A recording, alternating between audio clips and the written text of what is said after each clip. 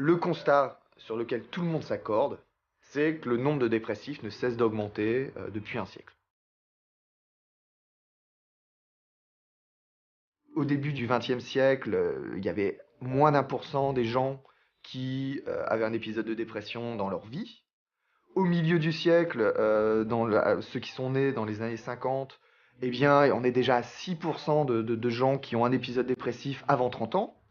Et aujourd'hui, on considère qu'une personne sur 5, 20% des gens, vont avoir un épisode dépressif pendant leur vie. Et c'est quelque chose qui est important, c'est quelque chose qu'on constate dans tous les pays du monde, et c'est ce qui convient vraiment d'expliquer.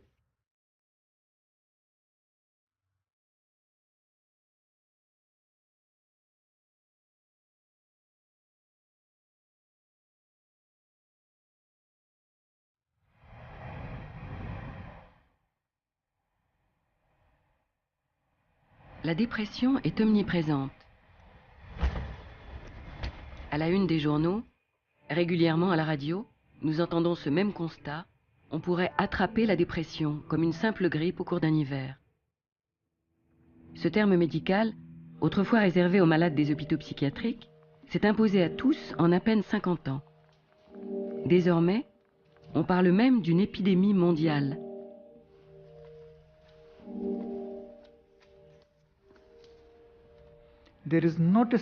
Il n'existe pas une seule région dans le monde où il n'y a pas de cas de dépression.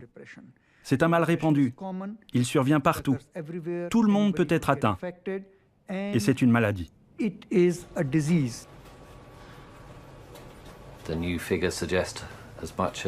Les nouvelles données indiquent que 350 à 400 millions de personnes dans le monde en sont atteintes.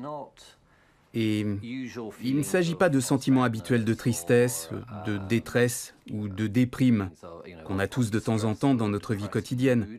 C'est quelque chose de bien plus grave et sérieux que cela. C'est un trouble clinique, pas une humeur passagère.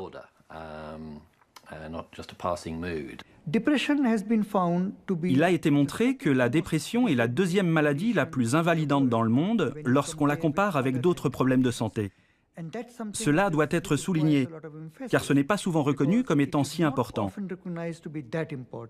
Il faut, je pense, que les gens comprennent que la dépression est là, qu'elle peut créer des handicaps, mais surtout qu'elle peut être diagnostiquée et soignée. C'est ça le message.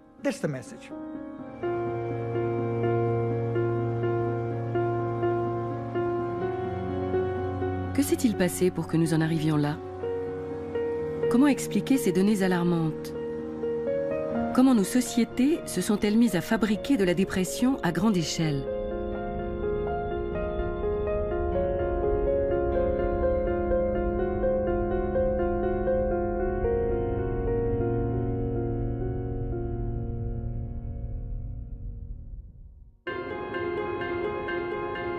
Un des pays les plus récemment touchés par la hausse spectaculaire des cas de dépression est le Japon.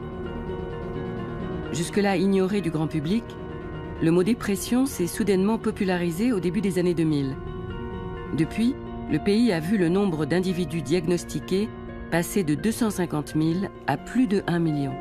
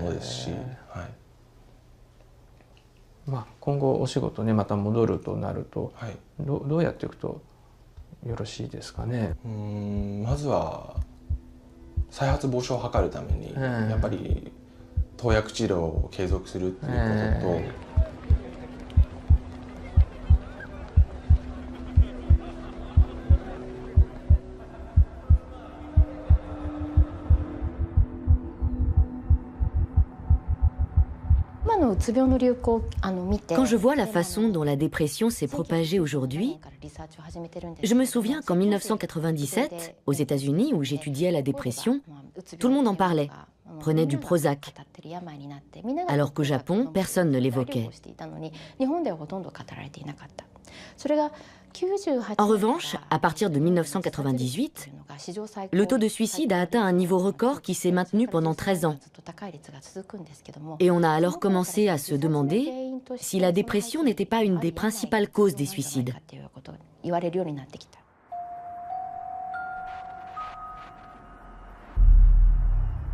La prise de conscience nationale s'est faite en 2000, lorsque pour la première fois, une entreprise, Dentsu, la plus prestigieuse agence de publicité japonaise, a été condamnée par un tribunal et ainsi rendue responsable du suicide de l'un de ses employés, victime de surmenage. Le nombre de suicides avait dépassé 30 000 personnes par an. C'est la raison pour laquelle ce jugement de l'affaire Dentsu n'a pas laissé les Japonais indifférents.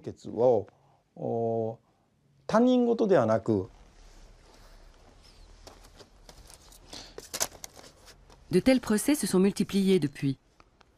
Et la dépression s'est vue considérée par les Japonais comme la principale explication de la hausse considérable du nombre de suicides.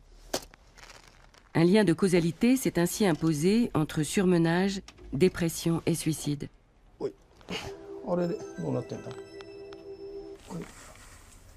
Ce sont les infos de la chaîne NHK.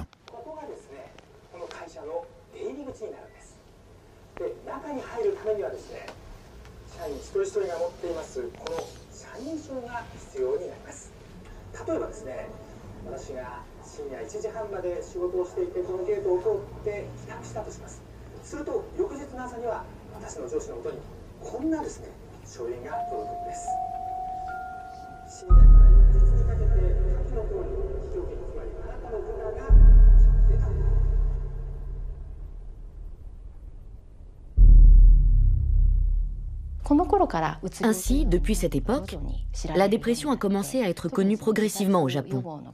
Et puis, sous l'effet conjoint des campagnes de prévention du suicide et des publicités sur les antidépresseurs qui ont fait leur apparition dès 1999, c'est devenu soudain une maladie connue du grand public. Le gouvernement et les entreprises ont fait des efforts. Mais rien n'a changé au niveau des horaires de travail pendant ces 10 dernières années.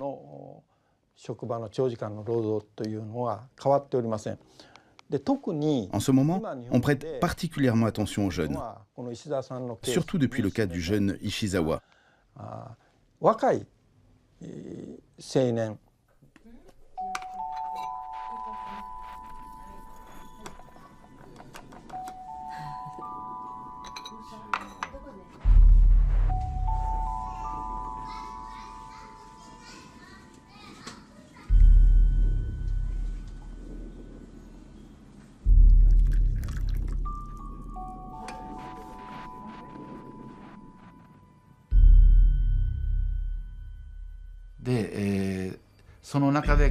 Mon fils était un jeune homme drôle et gai.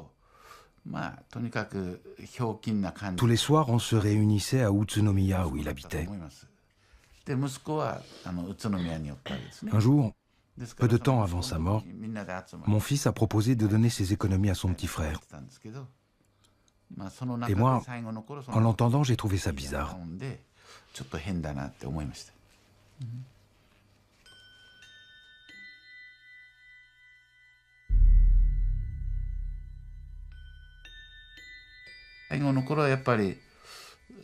À la fin, il disait qu'il était un incapable. Tout ça, c'est parce qu'il ne pouvait pas atteindre les chiffres exigés par l'entreprise. Je lui en ai parlé, mais je ne savais pas qu'à ce moment-là, sa situation était si grave.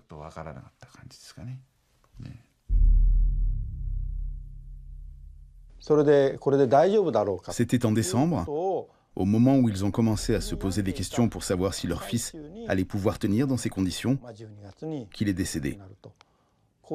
C'est ce qui s'est passé.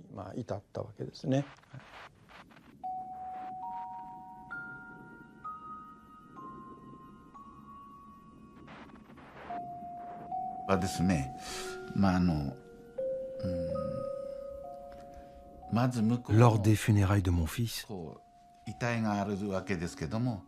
le chef de l'entreprise est venu s'incliner devant son corps pour présenter ses condoléances. Aussitôt après, son secrétaire lui a dit « Chef, c'est l'heure de partir ». Il avait un autre rendez-vous. Son attitude m'a profondément déçu. C'est à ce moment-là que j'ai décidé de connaître la vérité. Au cours de sa vie, il n'avait jamais consulté de médecin psychiatre. Durant mon enquête, j'ai rassemblé les témoignages de ses proches. Tous ces éléments m'ont permis de conclure qu'il s'était suicidé à cause des troubles mentaux survenus suite à son surmenage.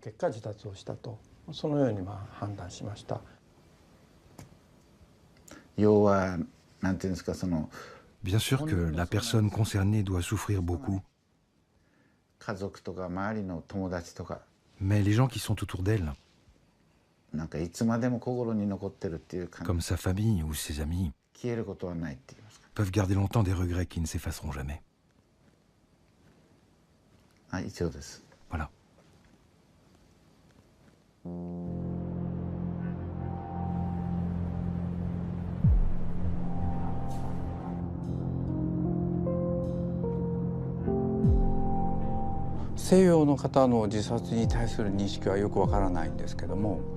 Je ne connais pas bien la notion du suicide chez les Occidentaux.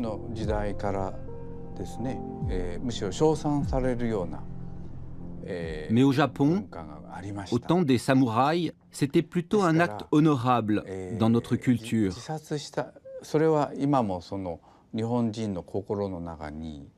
Donc, cette façon de penser a persisté dans le cœur des Japonais. Nous ne jugeons pas forcément ceux qui se suicident comme des gens faibles ou cédant à une maladie.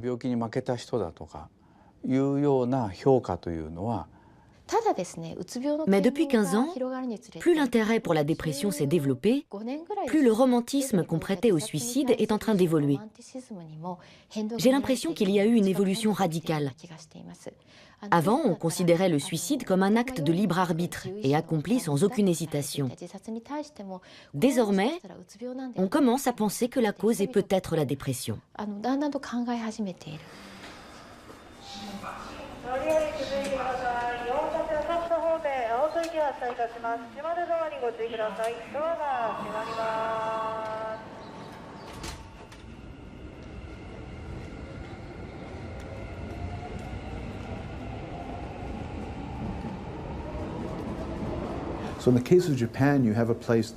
Dans le cas du Japon, on a un pays extrêmement moderne, hyper moderne même, mais qui a une culture très différente des autres pays occidentaux et qui connaît une transformation très rapide, avec l'adoption d'un mot et d'une manière de comprendre la souffrance qui pendant longtemps ne se sont pas imposés, même s'ils étaient disponibles. Seul un petit segment de la population utilisait des concepts comme celui de dépression. Pour moi, c'est un exemple fascinant. Et ça parle non seulement de la dépression et de comment ça s'est découvert, construit, mais ça dit aussi quelque chose d'important sur la mondialisation et sur comment les idées circulent dans notre monde contemporain.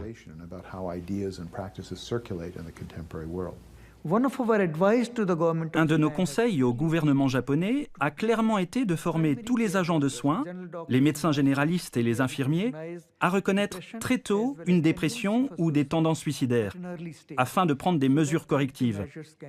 Et je suis heureux d'annoncer qu'ils prennent cela très au sérieux. Ils ont même un programme spécial pour la prévention du suicide qui s'appuie très clairement sur certaines recommandations de l'OMS.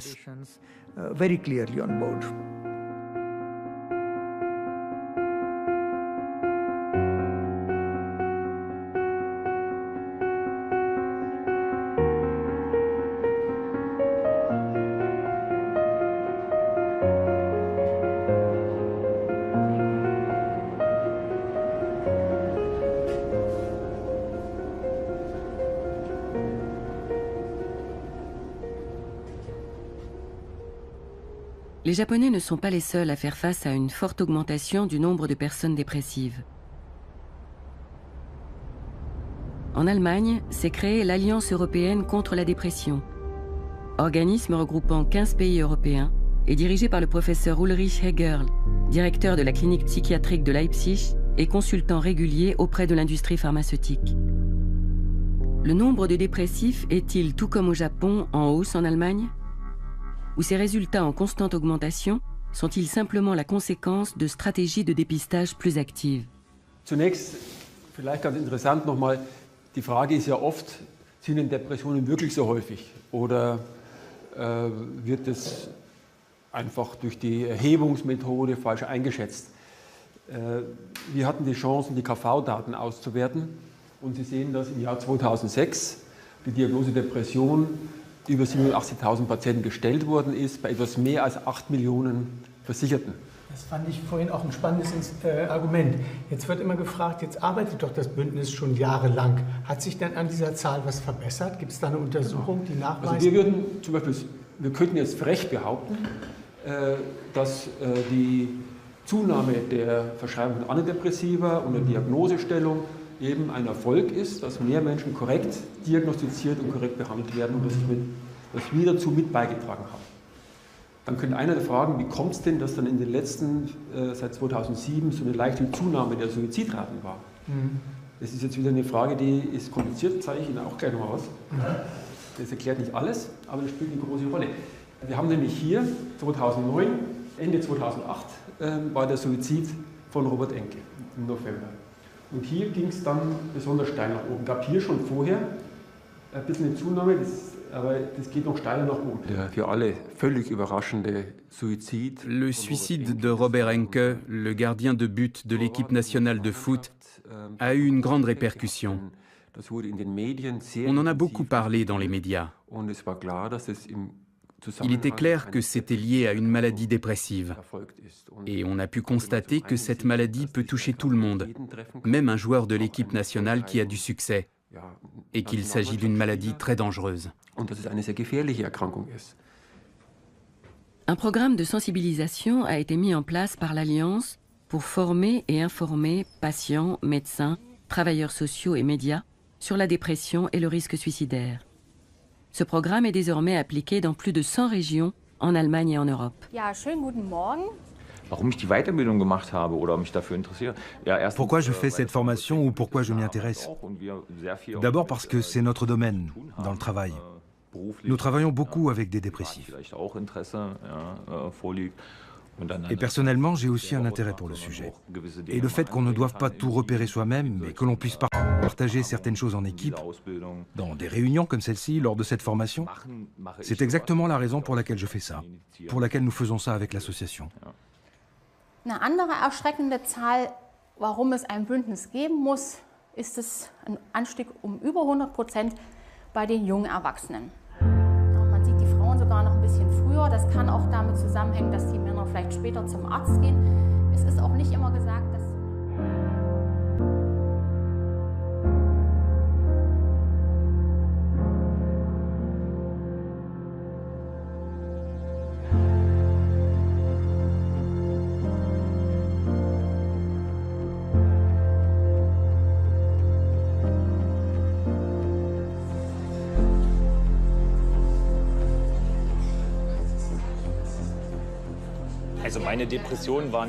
Ma dépression n'était pas grave au point que je ne pouvais plus me lever de mon lit.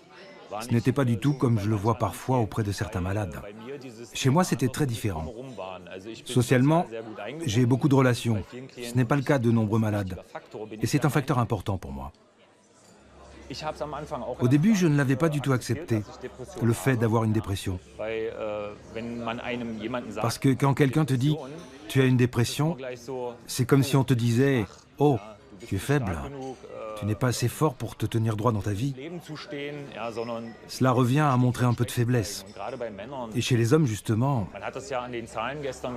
les hommes vont moins consulter pour une dépression. Il y a plus de femmes. Cela tient simplement au fait que les femmes parlent plus facilement que les hommes.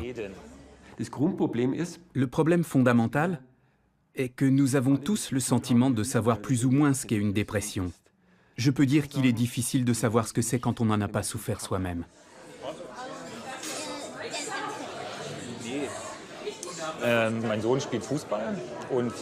Mon fils joue au football. Et il y a 2 ou 3 ans, le gardien de but du club d'Hanovre, Robert Enke, s'est suicidé. Dépression. Il s'est jeté sous un train. Mon fils en a entendu parler. C'était même dans les journaux pour enfants. Et puis c'était un gardien de but qu'il avait vu jouer. Mon fils sait. Dépression. Il a entendu que je souffrais de dépression. Alors évidemment, ça s'emballe. Il se fait du souci, il est anxieux, il demande toujours « Ouais papa, que fait-il maintenant ?» On a été très ouverts avec les enfants. Ils ont vécu tout ça, ils ont compris.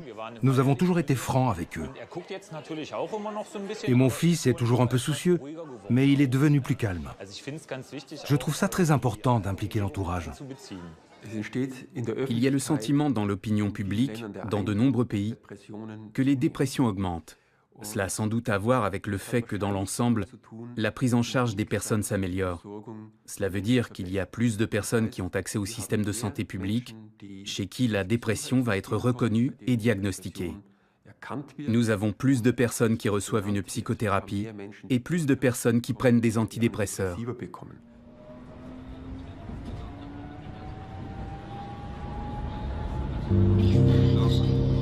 Ces processus de dépistage, qui se mettent en place dans un nombre croissant de régions du monde, selon un protocole vivement recommandé par l'OMS, incitent à aller consulter un médecin.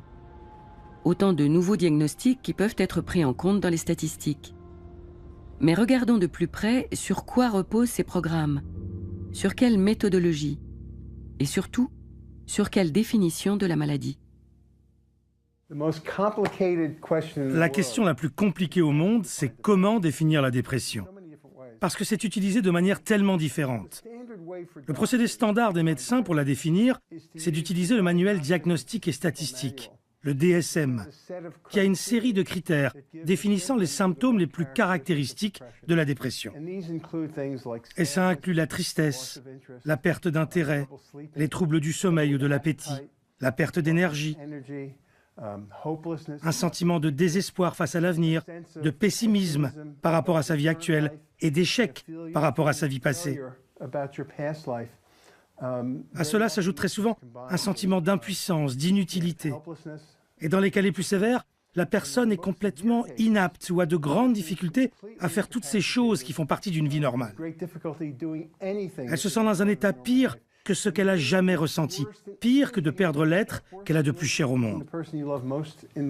Le DSM, donc Manuel diagnostique et statistique des troubles mentaux, c'est un gros dictionnaire en fait, donc un manuel au sens vraiment pratique, qui est destiné aux cliniciens et qui doit les aider à poser un diagnostic.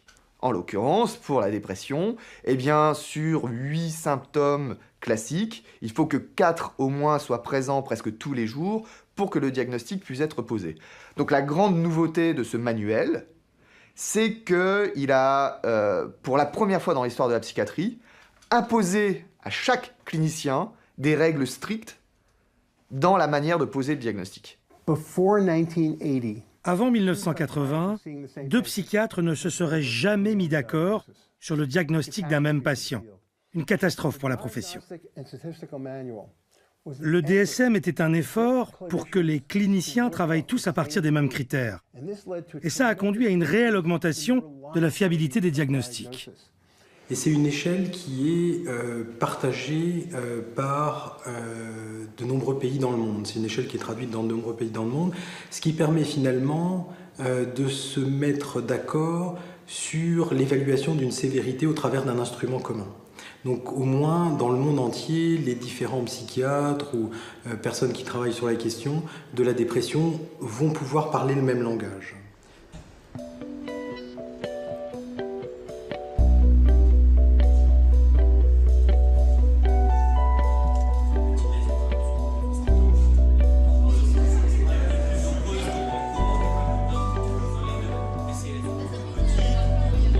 Ah, c'est un petit groupe, hein.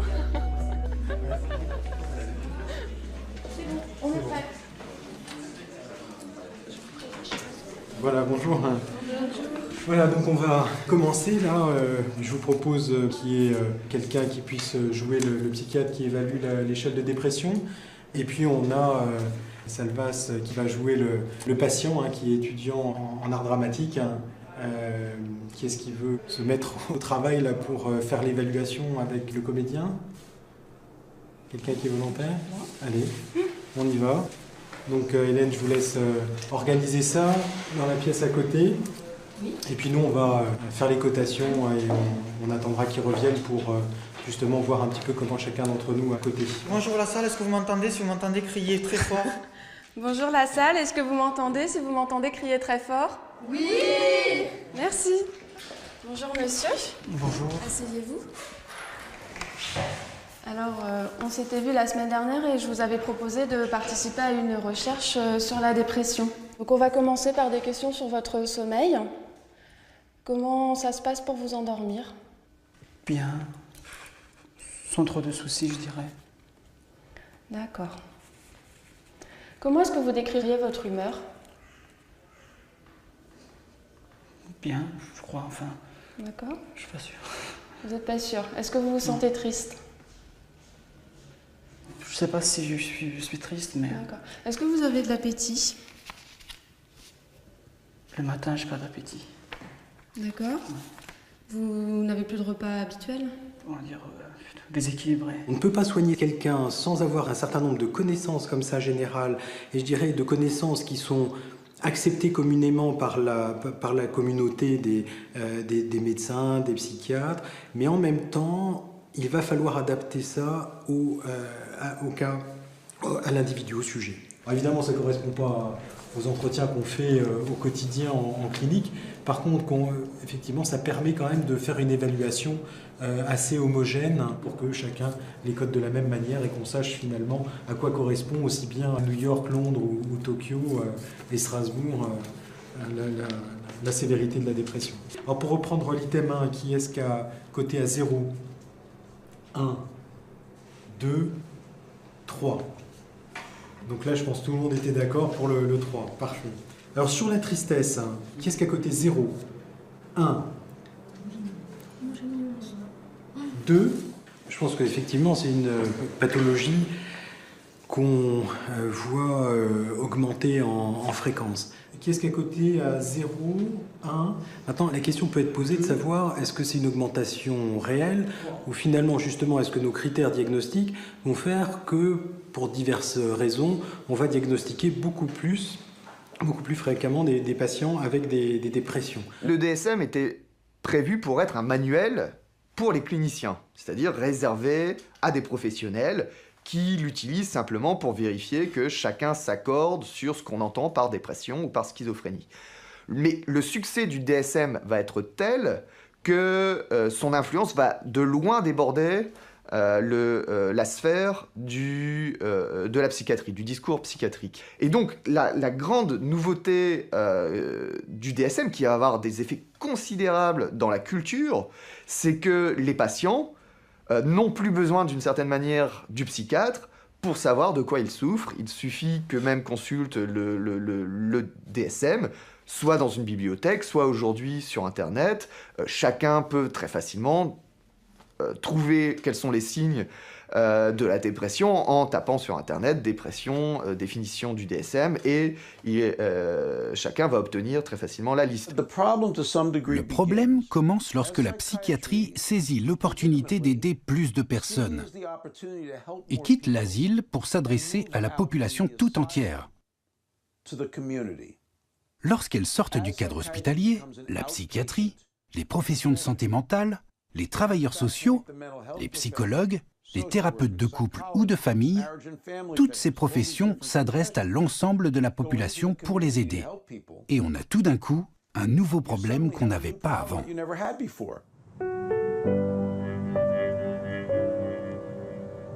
La simplicité d'usage du DSM l'a rendu accessible à tous, bien au-delà de son utilisation initialement réservée aux professionnels.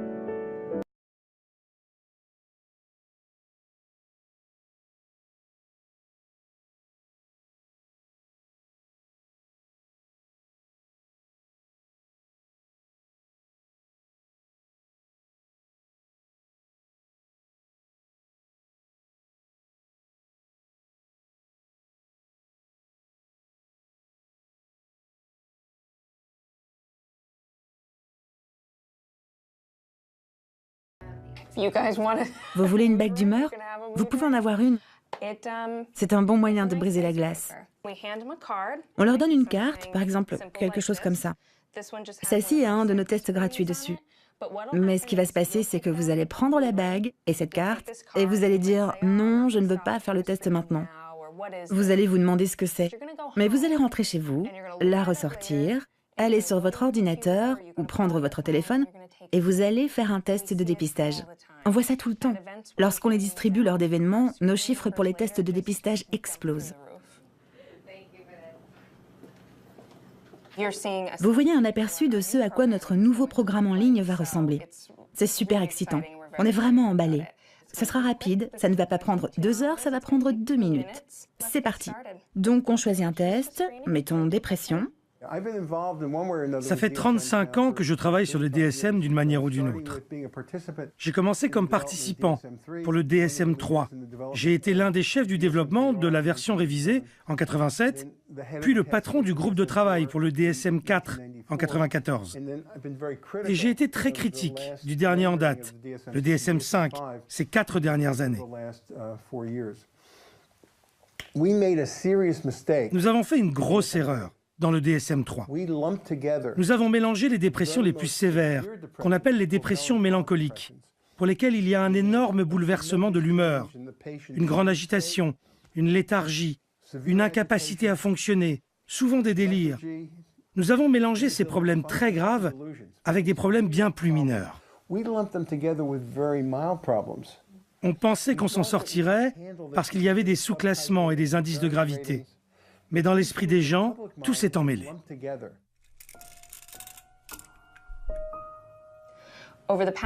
Ces 15 derniers jours, à quelle fréquence vous êtes-vous senti manquer d'énergie ou ralenti? Et les gens commencent à répondre à ces questions. Ces 15 derniers jours, à quelle fréquence vous êtes-vous senti coupable de quelque chose?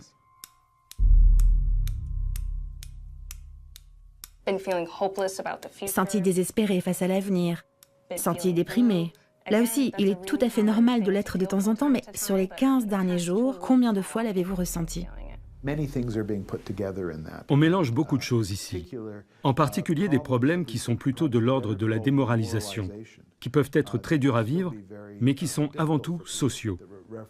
Ça, c'est le premier problème. L'autre problème, on l'a déjà évoqué, c'est l'idée que le mot dépression devient une manière de désigner le désarroi en général, d'exprimer les difficultés et malaises de tous les jours. Ça aussi, c'est mélangé. On appelle donc dépression des problèmes mineurs, des problèmes plus sérieux qui ne relèvent pourtant pas de la dépression, ainsi que des problèmes plus fondamentaux, qu'on retrouve à mon avis dans le monde entier, qui font partie de la vulnérabilité humaine, et là, qu'on peut appeler dépression. Maintenant, 2 étapes importantes. D'abord, on va vous expliquer clairement et succinctement ce que veut dire votre résultat. Vous présentez probablement des signes et symptômes compatibles avec une dépression ou vous n'en présentez probablement pas. Mais c'est plutôt par ici qu'on va expliquer. Qu'est-ce que ça veut dire « j'ai un score positif pour la dépression ». Un bon diagnostic est un moment fabuleux dans la vie de quelqu'un. Ce qui était inexplicable peut maintenant être expliqué. Au lieu de se sentir seul et maudit, on trouve une communauté de gens qui ont vécu la même chose. On retrouve l'espoir d'aller mieux, parce que sa maladie est enfin comprise. Un mauvais diagnostic poursuit les gens de diverses manières, et souvent les poursuit toute leur vie. Il peut mener à un traitement inutile, avec de nombreux effets secondaires, une stigmatisation, les gens qui vous regardent différemment. Et puis ça change le regard qu'on porte sur soi. Ça conduit à avoir des attentes plus réduites, un moindre sens des possibilités qui s'offrent à vous. Il est crucial d'établir de bons diagnostics, de ne pas passer à côté des nombreux cas de dépression sévère qui ne sont pas identifiés. Seul un tiers des dépressifs sévères ont été suivis par un clinicien au cours de l'année précédente. Donc, on passe à côté de ceux qui ont vraiment besoin d'un traitement. Et le triste paradoxe, c'est qu'on surmédicalise des gens tout à fait normaux qui reçoivent un mauvais diagnostic, fait à la va-vite, et donc un traitement inutile. Nous voulons vraiment que la santé mentale soit abordée et traitée avec le même sérieux que la santé physique.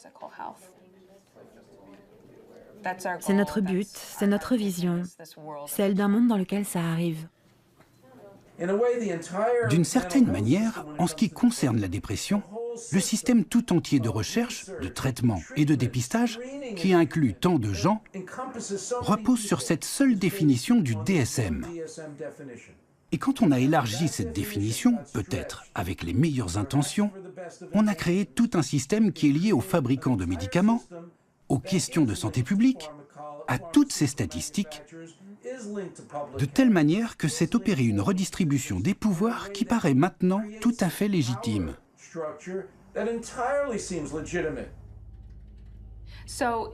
Effectivement, nous avons la chance de percevoir depuis quelques années des financements de la part d'entreprises pharmaceutiques qui nous ont permis de diffuser nos tests à l'échelle nationale.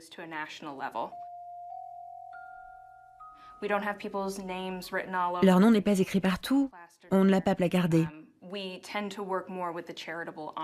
Nous avons plutôt pour habitude de travailler avec la branche caritative des entreprises pharmaceutiques quand nous travaillons avec elles. Mais nous avons à cœur de continuer à proposer ce service. Nous savons que les tests fonctionnent et qu'ils guident les gens vers des traitements appropriés. Et ce n'est pas la peine qu'ils soient tamponnés du nom d'une entreprise pharmaceutique. Il y a des avantages et des inconvénients, mais ça nous a permis de diffuser ces produits au niveau national. Les fabricants de médicaments ont compris que le meilleur moyen de vendre des pilules, c'est de vendre des maladies, de les promouvoir. Donc, ils ont diffusé le message que la dépression était un état très répandu et ignoré. Et ils ont convaincu les gens qu'au lieu de problèmes de la vie quotidienne, ils avaient une dépression clinique et qu'ils avaient besoin d'un traitement psychiatrique. Where does depression hurt? Everywhere. Who does depression hurt? Everyone. Did you know that depression hurts emotionally and physically? Not everyone looks at depression that way. Tell your doctor if your depression worsens or you have thoughts of suicide.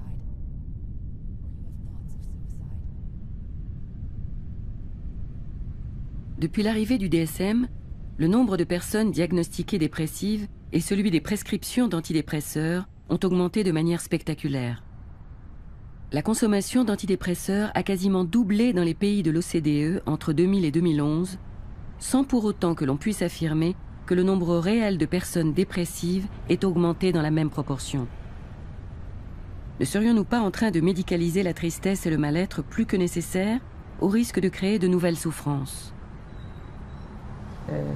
どうですかね、今日の具合ご様子は。そうです。今も長期の療養中なんですけれども、だいぶ疲労感とか憂鬱感とかっていうのは取れてきまして、それでいて、それも徐々に最初はラッシュアワーの時間からずらした形で混雑のない時間にまずは行って、でだんだん慣れてきて、今度ラッシュアワーの混雑の時間にも乗れるような体力がつけられるように、徐々に体力つけていって、回復させるように、今まで2回ともやっていましたので、今回も同じような形で回復に目指して活動をしています。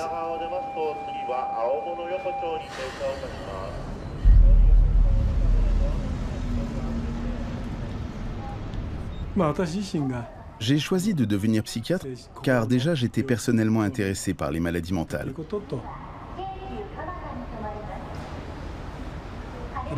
Quant à ma spécialisation dans le domaine de la dépression, elle vient tout d'abord du fait que cette maladie psychique est celle qui se guérit le mieux, normalement. Mais également parce que j'ai toujours eu un faible pour les personnes tristes, déprimées ou anxieuses. Cette clinique a ceci de particulier que nous recevons des patients qui ont été diagnostiqués dépressifs, non par eux-mêmes, mais par plusieurs médecins, et qui, malgré 5, 10, voire 20 ans de traitements médicaux, ne guérissent pas.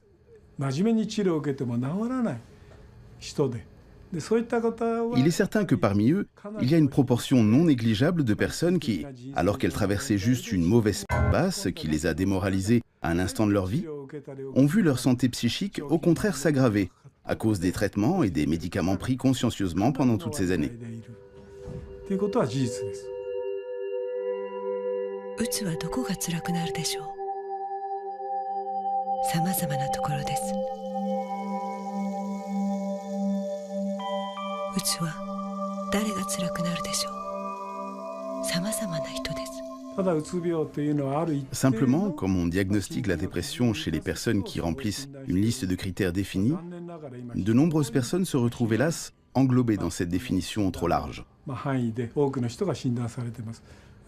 Les médicaments que nous utilisons ne sont pas aussi efficaces, ni aussi sûrs que nous le pensons, et comportent en réalité de gros risques. De plus, une grande partie des informations dont les médecins disposent sur la sûreté et l'efficacité des médicaments est nettement biaisée, exagérant les bénéfices et minimisant les risques, voire même dissimulant des faits importants. よろしくお願いします。どうですかね、今日お越しいただいて具合ご様子は。あ、そうですね。以前よりだいぶ良くなったので、はい。そうですか。実際は今服用されていてどうですかね。お薬の効果なりもしくは存在というのは。うつ病に対する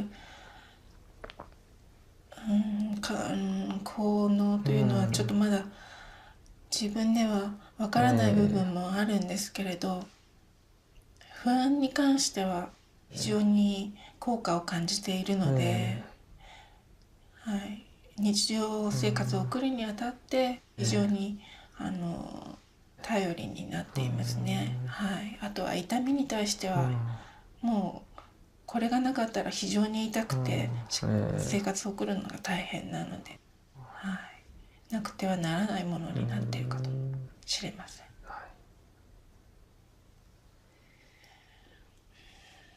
まあ日常生活をもっと、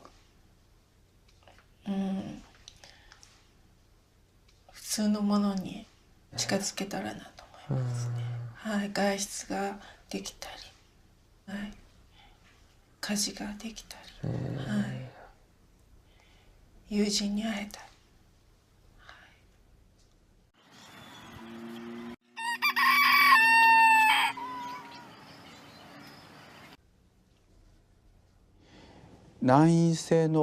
Je crois qu'il est probablement approprié d'utiliser des antidépresseurs pour les patients souffrant de dépression grave. Une maladie qui, selon moi, est du ressort de la psychiatrie. En revanche, je crois qu'on se trompe en pensant que toutes les personnes diagnostiquées dépressives par le DSM-5 ont besoin d'antidépresseurs. L'OMS et l'Institut national de santé mentale américain ont un intérêt particulier à ce que les maladies mentales soient très communes et causent de nombreux handicaps, car c'est comme ça que leurs budgets sont définis. Plus les maladies mentales causent des déficiences, plus elles sont fréquentes, et plus ils recevront d'argent pour pouvoir les étudier. Alors, je suis tout à fait en faveur de ça. Je trouve qu'il y a bien trop peu de financement dans la recherche et le traitement des gens qui sont atteints de maladies mentales. Mais je pense que les chiffres sont très exagérés. Il faut voir que pour l'OMS, cette notion de maladie invalidante est une sorte d'outil marketing. On est face à un véritable système de promotion de la maladie.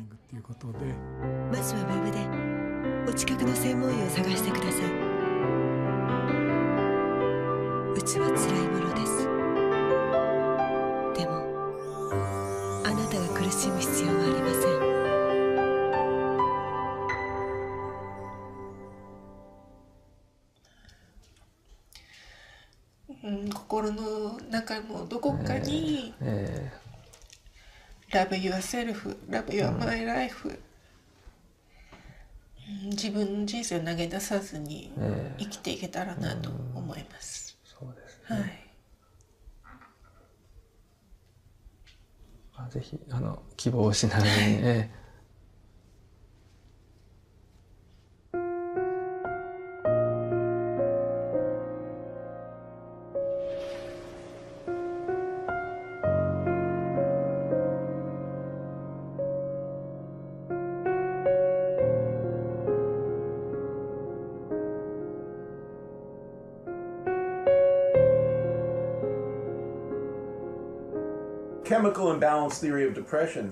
La théorie du déséquilibre chimique de la dépression est intéressante. Ça a commencé comme de la recherche académique et clinique, mais c'est devenu une sorte de légende urbaine qui dépasse complètement ses intentions académiques initiales dans la société et dans l'industrie pharmaceutique.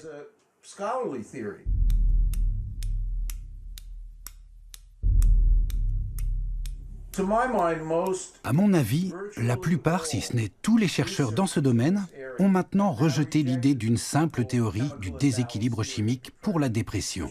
Il y a simplement trop de faits contradictoires depuis le début. Si vous mesurez les taux de sérotonine, il n'existe pas de corrélation parfaite entre dépression et niveau de sérotonine.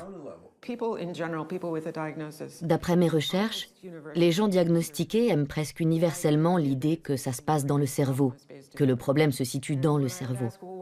Et quand je demande pourquoi vous préférez cette histoire plutôt qu'une autre explication historique ou culturelle, ils répondent « car ainsi ce n'est pas notre faute ». On ne peut pas être blâmé pour ça, si c'est dans notre constitution physique. De la même manière que pour quelqu'un qui a du diabète. Quelque chose de physiologique se passe en lui. Si vous comparez les IRM du cerveau de personnes atteintes de dépression chronique à ceux d'acteurs à qui vous demandez d'éprouver de la tristesse, les IRM de leur cerveau se ressemblent beaucoup. Et c'est parce que les symptômes sont similaires, les ressentis sont similaires. I'm taking an antidepressant, but it feels like I need some more help. Approximately 2 out of 3 people being treated for depression still have unresolved symptoms. If your antidepressant alone isn't enough, talk to your doctor. Si les symptômes persistent, nous sommes donc invités à prendre une nouvelle molécule en complément. On a tendance à penser que les dépistages et les traitements précoces sont de bonnes choses. Mais le problème, c'est que de plus en plus de gens qui, en réalité, n'en auraient pas besoin, reçoivent des traitements excessifs, entrent dans une dépendance et aggravent au contraire leur maladie. Je me demande ces derniers temps si nous tous, les psychiatres, nous ne devrions pas mieux cibler nos interlocuteurs, afin d'apporter de l'aide uniquement à ceux qui en ont vraiment besoin, sans pour autant impliquer la société tout entière. Les pathologies mentales sont largement sorties du monde de la psychiatrie, parce que ces questions-là aussi étaient auparavant des questions spécialisées de médecine et de psychiatrie, et qui sont aujourd'hui devenues des questions, pas seulement la dépression, mais les questions de santé mentale d'une manière générale, sont devenues des questions transversales à toute la société. Et on peut dire que la santé mentale, au fond, c'est une sorte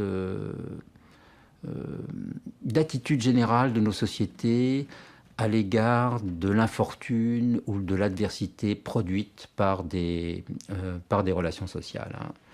Et je dirais même que c'est l'attitude individualiste à l'égard de ce type d'infortune.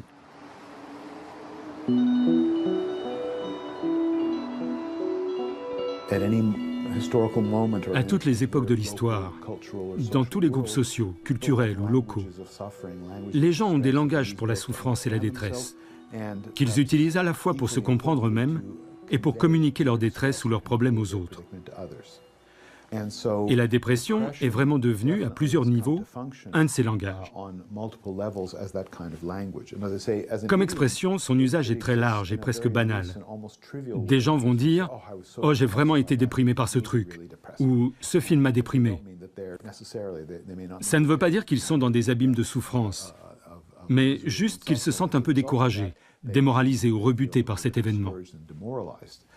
Donc ça, c'est l'aspect le plus banalement partagé. C'est le problème lorsque les choses deviennent une sorte de langage commun au sein d'une communauté culturelle. Leur usage devient très élastique et très étendu. Elles fonctionnent un peu comme des métaphores de nos expériences.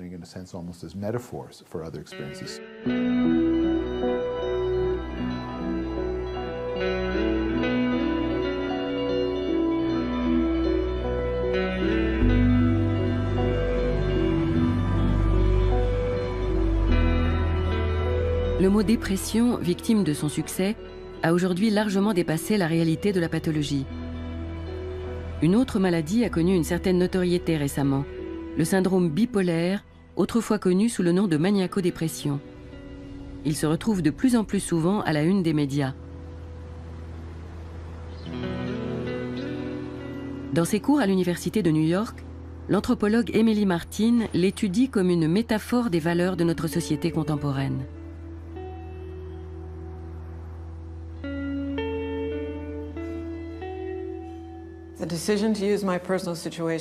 La décision d'utiliser ma situation personnelle dans mes récents travaux de recherche s'est faite progressivement. Au départ, parce que j'avais un diagnostic de trouble bipolaire. Ensuite, à la toute fin, quand j'ai voulu écrire un livre sur la question, parce que je me suis rendu compte qu'il faudrait rendre ce diagnostic apparent.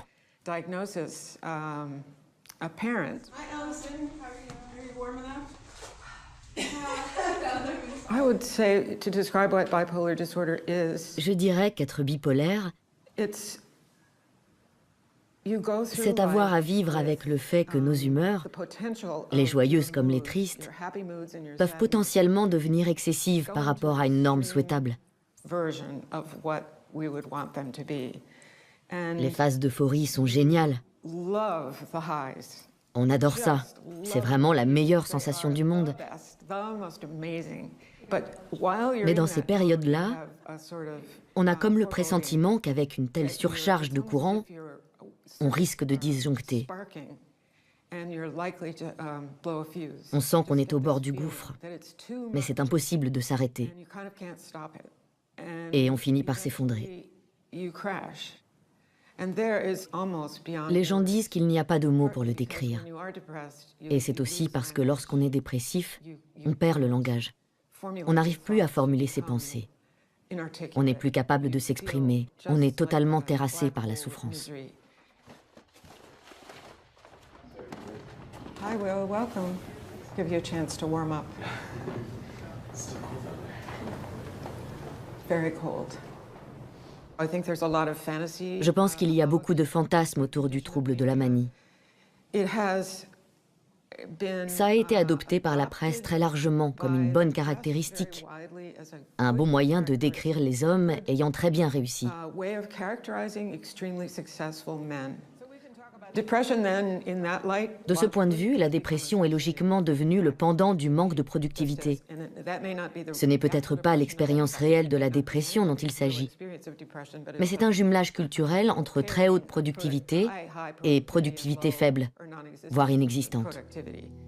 En étudiant sa propre maladie d'un point de vue anthropologique, Emily Martin a mis en lumière comment la part maniaque, la part euphorique du syndrome bipolaire est valorisée dans notre société, et comment incidemment la part dépressive est associée à l'inefficacité et au manque de productivité.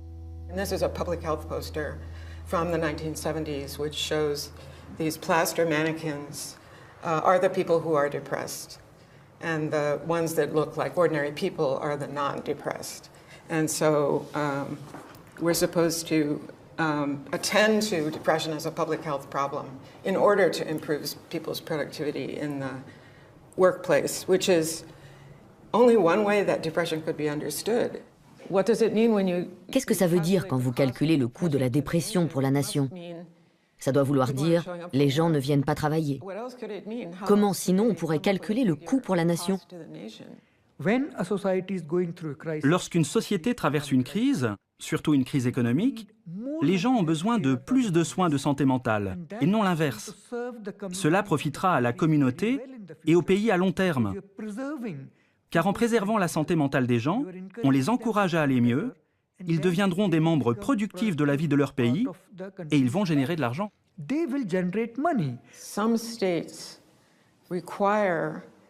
Certains États obligent les chômeurs à prendre des antidépresseurs pour toucher leur allocation.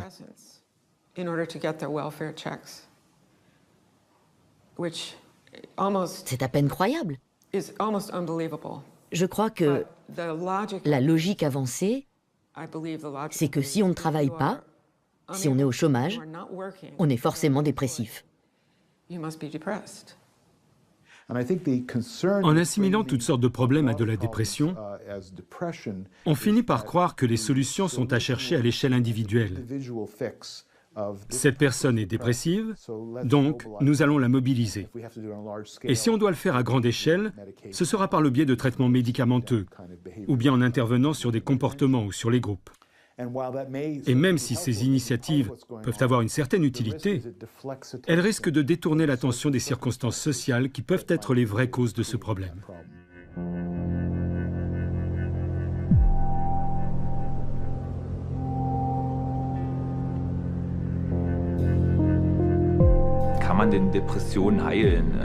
Est-ce qu'on peut soigner la dépression? Moi, je crois que dans certains domaines, elle n'est pas guérissable. Parce que je n'ai pas de maîtrise sur certains facteurs comme le travail ou l'intégration sociale. Pourtant, pour beaucoup de gens, ce sont des facteurs déterminants pour sortir de la dépression. J'ai vu moi-même cela chez quelqu'un qui était gravement dépressif. Il a trouvé un travail, il était très motivé, il avait de l'énergie, il était très engagé, et puis il a perdu son travail. Redépression. Ce n'est pas quelque chose que l'on peut prescrire. Et c'est un grand problème de société auquel nous faisons face. Parce que je ne peux pas aller chez le médecin et dire « Voilà, j'ai besoin pour celui-là d'un travail, et pour celui-là d'un groupe d'amis. » Le lien entre situation sociale et dépression est souvent fait. Pour certains, le chômage ou l'isolement sont des facteurs aggravants de la maladie. Mais pour d'autres, comme pour le professeur Egerl, la dépression est la cause du chômage et non l'inverse.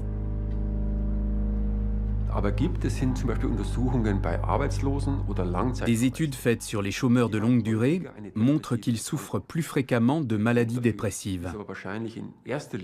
Parce que les personnes dépressives se renferment sur elles-mêmes et se retrouvent dans l'incapacité de travailler pendant des mois. Il peut aussi arriver qu'à cause du chômage, on tombe dans la dépression. Mais pour moi, c'est un facteur plus faible.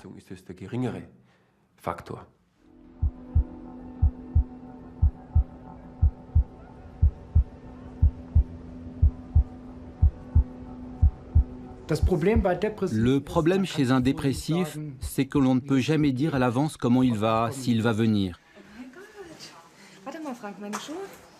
Le groupe de parole montre à chacun où il en est, le chemin parcouru dans son rapport avec la dépression. Le groupe aide dans les moments où ça va mal, car on peut toujours se comparer aux autres dépressifs et se dire « Est-ce que je vais mieux? Qu'est-ce que j'ai fait ?» Cela donne l'impulsion pour faire de nouvelles choses.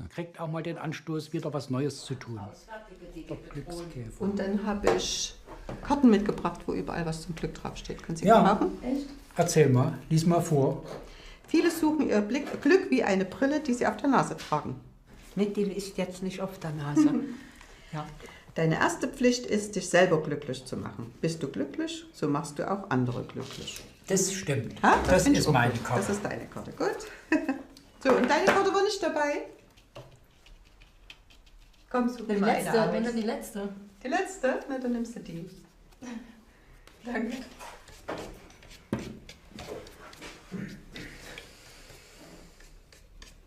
Aber ich würde sagen, zum Glück oder zum Glücklichsein gehört unbedingt, so wie man es eigentlich bisher auch kannte, einen Arbeitsplatz zu haben, seiner Arbeit nachzugehen. Nee. Arbeitslosigkeit, nichts ist schlimmer als Arbeitslosigkeit. Langeweile ist das schlimm. Langeweile ist schlimm, Arbeitslosigkeit ist nicht schlimm. Aber Arbeitsplatz, sein Auskommen, das ist da aber wichtig. Und man kann doch nicht immer zu den Verlierern gehören. Warum gehörst du zum Verlierern, wenn du Hartz IV kriegst? Du gehörst zum Gewinnern, weil du in Deutschland lebst und Hartz IV kriegen kannst. Sehr gut. Darf ich dich zitieren? Gerne. Cela pose la question du chômage de manière oppressante, car c'est un problème auquel beaucoup de dépressifs doivent faire face, parce qu'ils perdent leur travail à cause de la maladie, car ils n'ont plus les capacités de rendement suffisantes. On doit alors tout simplement se fixer de nouvelles perspectives, se rendre compte aussi que la vie vaut la peine d'être vécue, que l'on peut ressentir du bonheur et que l'on est le seul garant de son bonheur.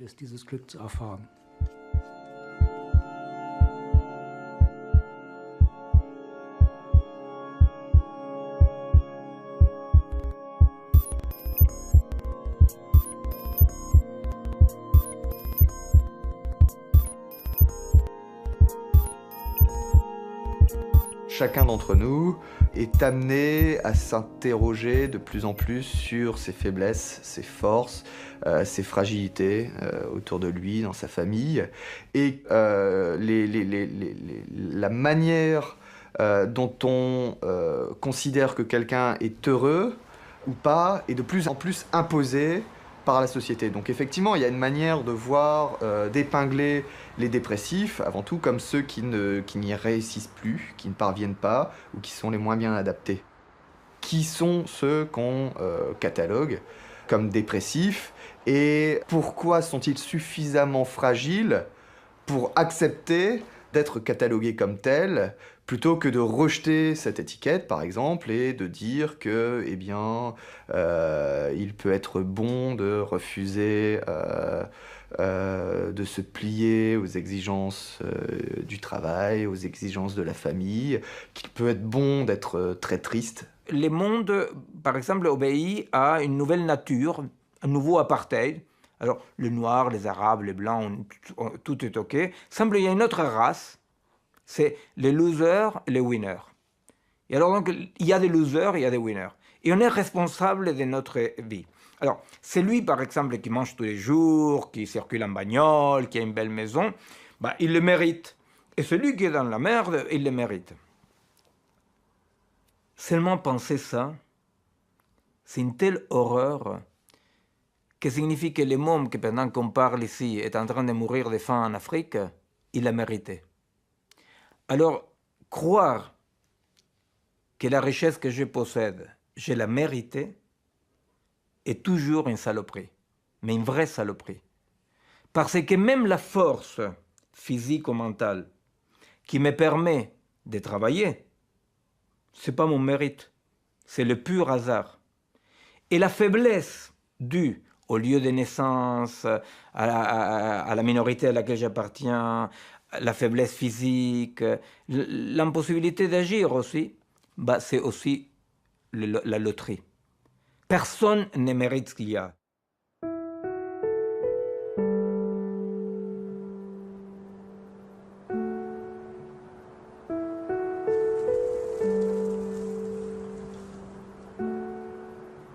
Depuis 2008, la Grèce fait face à une crise économique profonde et a vu s'accroître de manière spectaculaire ses taux de chômage, mais aussi de dépression et de suicide. Pour le député européen Nikos Chrontis, le lien est évident. Face à la détresse de ses concitoyens, il a décidé de soulever la question de la prise en charge de la santé mentale au Parlement européen.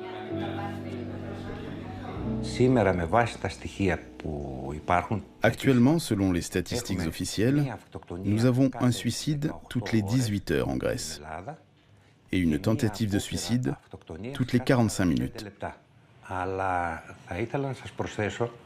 Vraisemblablement, les chiffres réels sont bien plus élevés, car l'Église orthodoxe condamne le suicide. C'est pourquoi ils ne sont pas déclarés comme tels. Et je le répète, c'est la crise qui est principalement à l'origine de cette situation. Et donc le chômage, l'indigence et la misère qui se sont accrues et qui ont engendré des phénomènes de dépression tels qu'ils conduisent au suicide.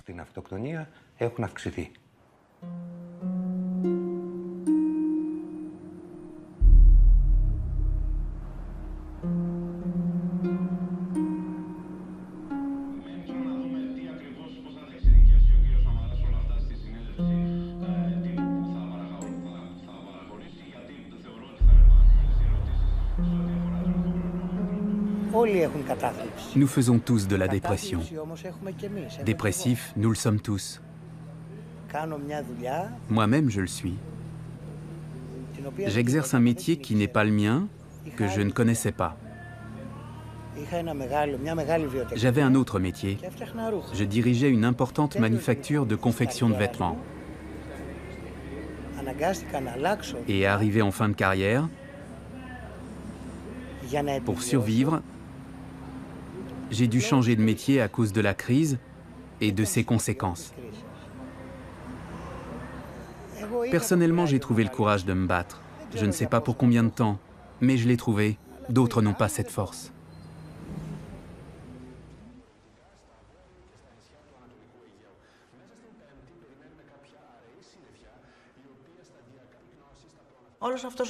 Cet endroit où nous nous trouvons débordait de vie avant. Tous ceux qui travaillaient dans le domaine de la santé psychique y sont venus suivre des programmes de formation.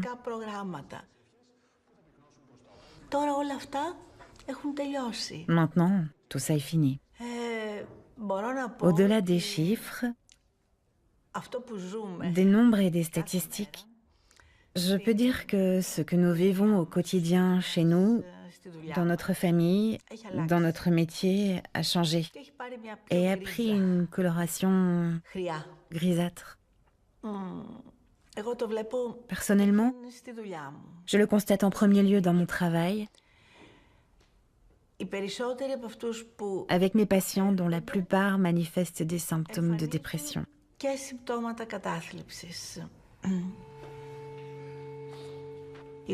La famille est un lien très fort ici.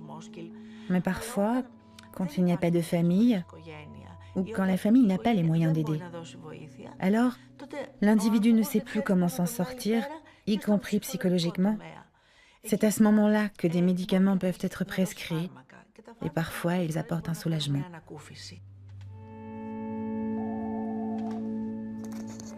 Γραμμή βοήθειας για την κατάθλιψη, παρακαλώ. Θέλω να μιλήσω λίγο σε κάποιον, θα μπορούσα να μιλήσω σε εσάς. Ναι, πείτε μου. Δεν ξέρω τώρα πού να αρχίσω. Έχω έντονα προβλήματα αϊπνίας εδώ και αρκετούς μήνες. Δεν κοιμάμαι. Κοιμάμαι μετά τη μέρα για αρκετές ώρες. Δεν έχω ρίξει για τίποτα. Είμαι ένα άδειο σακί. Αν το αφήσεις κάτω θα πέσει. Θέλω να σας πω, είμαι σε μια πολύ άσχημη κατάσταση. Δεν υπάρχουν κλάματα, δεν υπάρχει επιθυμία για τίποτα. Εδώ και αρκετούς μήνες είμαι άνεργος. Γενικώς δεν μου βγει τίποτα. Lorsque les conditions économiques créent le désespoir, la honte, le sentiment de ne pas pouvoir subvenir aux besoins de sa famille, qu'elle fragilise de manière intolérable l'image de soi, qu'elle crée le sentiment que rien n'ira jamais mieux, il y aura forcément des gens qui envisageront le suicide. Ça ne relève pas d'une maladie en soi, ça n'est certainement pas un trouble dépressif. Ce qu'une culture nous offre en termes d'espoir, de fierté, de capacité à faire le minimum qui nous paraît nécessaire pour vivre dignement, tout cela a un impact sur les taux de suicide. Et en ce moment, en Grèce, il y a un tel désespoir que beaucoup de gens ont l'impression que c'est leur seule issue. Mais selon moi, conclure hâtivement que la plupart d'entre eux sont atteints de dépression clinique est sans fondement.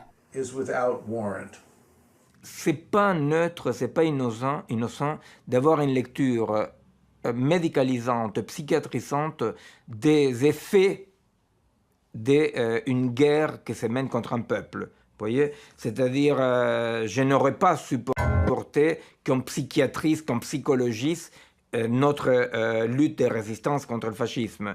Il n'y a aucune raison pour psychologiser les effets de cette horreur macroéconomique. Et en tant que psy,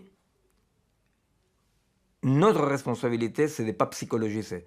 C'est-à-dire, parce qu'on est psy, on est bien placé pour savoir qu'il ne faut pas psychologiser la vie. Il faut être particulièrement habile et avoir un certain sens politique pour être capable de dire « non, ce n'est pas que moi, c'est la situation ». Et je suis tout à fait prêt à dire que ça m'arrive parce que pour moi, ce n'est pas juste ma faiblesse personnelle qui est en jeu. À l'inverse, on préfère plutôt adopter ce langage psychologisant très courant parce qu'il se réfère à une expérience partagée. Il permet de ne pas sortir du lot, mais d'avoir un problème que tout le monde connaît. Au Québec, nous avons connu une épidémie de burn-out. Donc, c'était possible pour les gens de dire « je fais un burn-out ».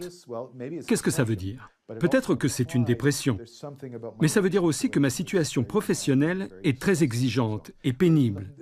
Mais ce n'est toujours pas une manière très politique de se demander « attends, pourquoi j'ai un burn-out?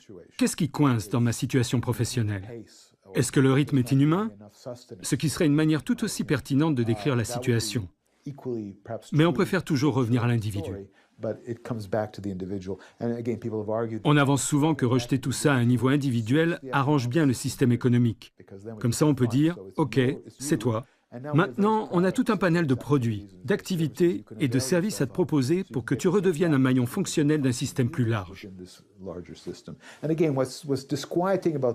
Et ce qui est inquiétant dans tout cela, c'est comment ça efface toute analyse plus approfondie et toute réponse à grande échelle. On peut dire que l'exact opposé de cette hyperpsychologisation et individualisation de la souffrance, c'est un peu Occupy Wall Street. Des gens qui se retournent contre le système en disant « Attendez une minute, il y a des choses dans ce système qui sont profondément démoralisantes et aliénantes pour nous tous. On ne veut plus de ça, on veut que ça change. »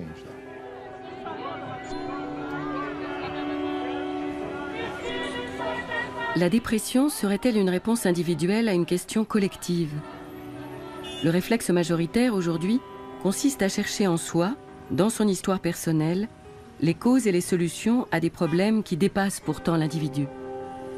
Sans Dieu, sans maître, l'homme moderne est devenu le seul responsable de ses succès et par là même le seul responsable de ses échecs. Robinson Crusoe est un grand mythe de la culture occidentale. Et c'est le mythe fondateur de la notion d'individu. Il se retrouve complètement seul sur cette île, à l'exception des animaux, et il construit sa vie dans ce monde. C'est donc le mythe de la possibilité de l'individualité. C'est libérateur dans un sens. Mais qui va vous aider si vous chutez, si vous échouez? Vous êtes seul. Dans le mythe de Robinson, vous êtes seul au milieu de l'eau, seul sur votre île. Au XVIe siècle, la dépression, c'est la pathologie qui atteint l'homme d'exception, ou l'homme noble, c'est-à-dire l'homme qui n'a personne au-dessus de lui-même.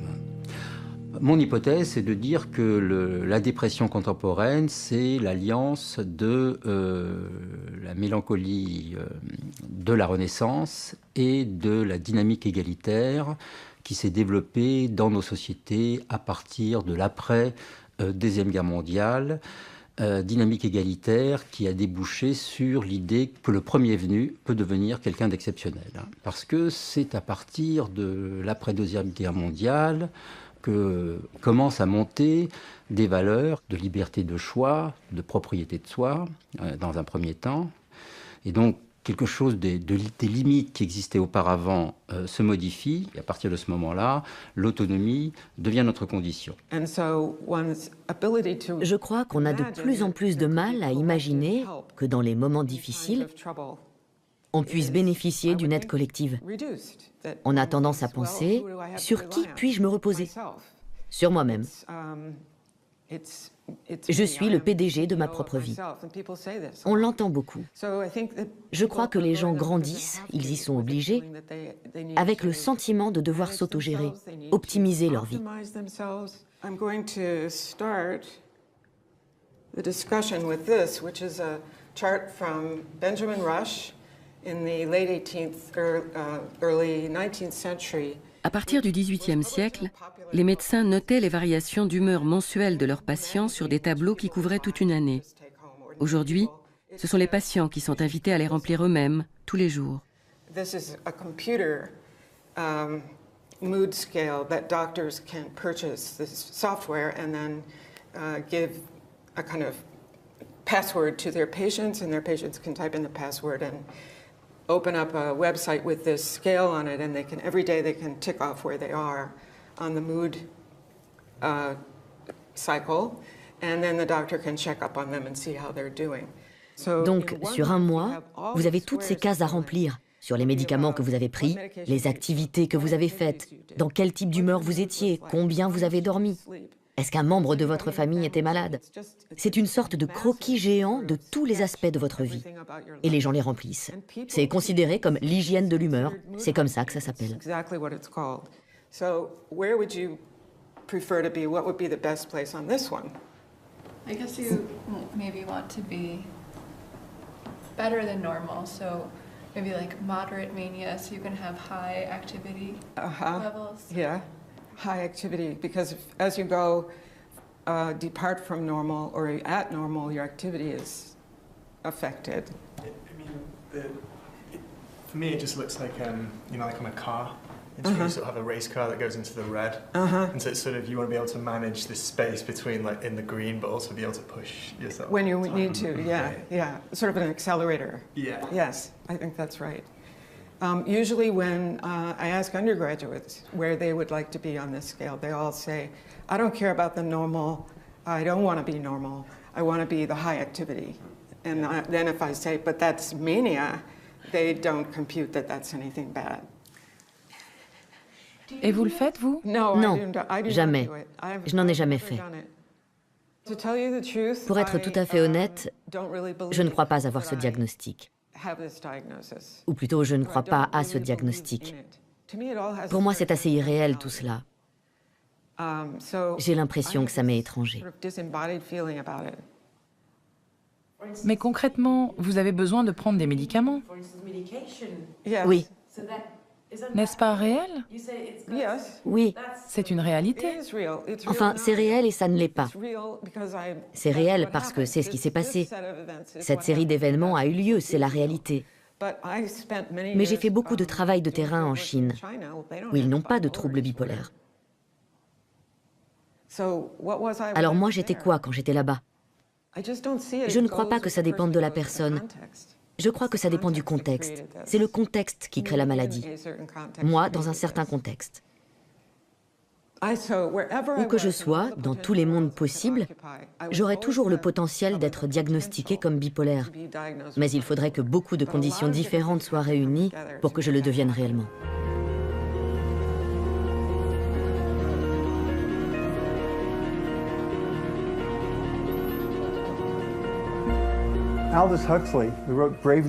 Aldous Huxley, qui a écrit Le meilleur des mondes, a dit que la médecine ferait de tels progrès que bientôt plus personne n'irait bien. Il a introduit le concept du soma dans Le meilleur des mondes, l'idée que les gens tiennent le coup grâce à une pilule qui les rend heureux.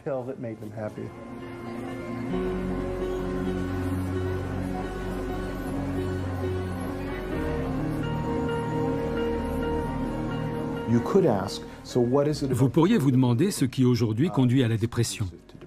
Et s'il y a des problèmes dans notre mode de vie, quelque chose qui aurait à voir avec le capitalisme consumériste, avec une société orientée vers la réussite, avec le fait d'être assailli à longueur de journée par des stimulations, des incitations à consommer, s'il s'avère que ces choses sont problématiques, est-ce qu'on veut se voiler la face et dire « Il n'y a pas de problème, prenez cette pilule et vous pourrez supporter cet environnement difficile que nous nous sommes créés ».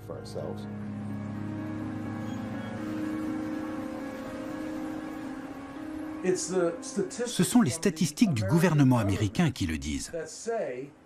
Parmi les femmes qui sont dans la fleur de l'âge, entre 30 et 50 ans, environ un quart d'entre elles sont actuellement sous antidépresseurs. Pas sur l'ensemble de leur vie. En ce moment même, environ un quart de ces femmes sont sous antidépresseurs. En France, est-ce que tous les étudiants prennent des amphétamines? Ici, c'est le cas. Si on prenait un groupe d'étudiants de l'université de New York, et s'ils pouvaient parler librement, on découvrirait probablement qu'environ 8 sur 10 prennent des amphétamines. Si ce n'est pas du dopage, je ne sais pas ce que c'est. Are you among the restless many? Each tick of the old clock, a reminder that stillness is what actually kills us. When the walls close in, do you climb out? When the road ends, do you go on? La norme stupide et horrible actuelle dit il faut aller toujours bien. Il faut aller bien. Restlessness starts with an itch and ends in progress. It is your ambition refusing to be bottled up, begging for a little blue sky time. On n'a pas le droit d'être fatigué, on n'a jamais le droit d'être fatigué, et de moins en moins. Ce qui serait intéressant, c'est de voir comment la dépression, d'une certaine manière, essaie d'excuser socialement ce que la fatigue n'est pas capable de faire. Ces modèles dans lesquels il ne faut pas aller mal, c'est un modèle dans lequel on va toujours mal. Genetics have a voice you can only deny so long.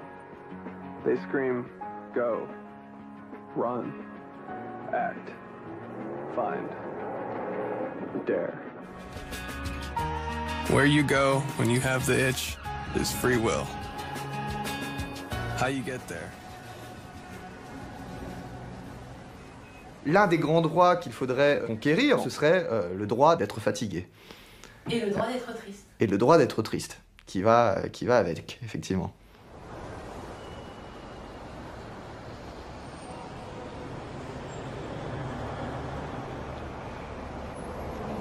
La nature humaine est d'une formidable constance. Notre monde ne compte pas plus de grands dépressifs aujourd'hui qu'hier. Ce qui change, c'est notre manière d'appréhender nos souffrances.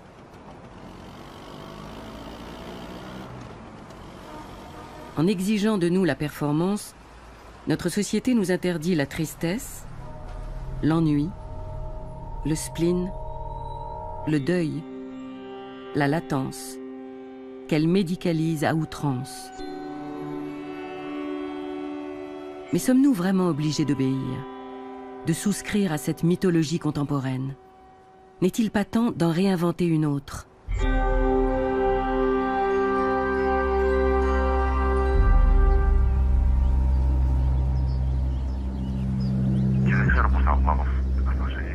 Νιώθω όλο αυτό να έρχεται πολύ πάνω μου, πολύ δυνατά πάνω μου. Και όλη αυτή η κατάσταση βλέπω ότι δεν μπορώ να την πηγώ από το να πίνω, δεν μπορώ να ξεφύγω από το να ξενυχτάω. Πρέπει να ξαναμπω σε μια κανονική ροή. Και έχω ακούσει ότι υπάρχει παραγωγική αγωγή που μπορεί να σε βοηθήσει να σε μια νιώσεις πάλι δυνατός. Ναι, αυτό ισχύει. Μπορείτε να πάρετε δηλαδή κάποια φαρμακευτική αγωγή και όντως σιγά σιγά θα σας βοηθήσει να σταθείτε στα πόδια σας, θα ηρεμήσει λίγο αυτή η άσχημη διάθεση, με τη σειρά του η άσχημη διάθεση θα βελτιώσει.